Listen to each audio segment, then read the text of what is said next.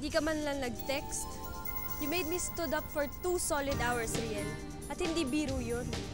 Alam mo, isang text lang naman yung katapat nito eh. Hindi mo pa nagawa. Ano pong nangyari?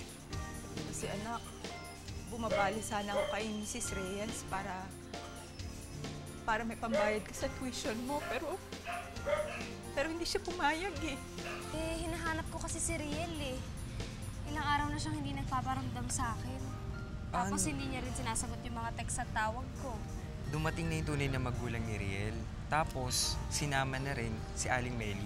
Ang yaman pala ng totoong nanay ni Riel. Big time. May pera na ako ngayon. Pwede na tayong lumabas ng ako naman yung gumagastos. Hindi na ako magiging pambigat sa'yo. Alam mo, hindi na kita kilala. Kung gumagastos man ako sa'yo noon, yun ay dahil gusto ko yun. Hindi ko yun nililista para singiling ka. Kaya nga ako bumabawi ngayon. Sanel, may pera na ako. Magkalibel na tayo ngayon. Kaya ko nang tapatan yung pera mo.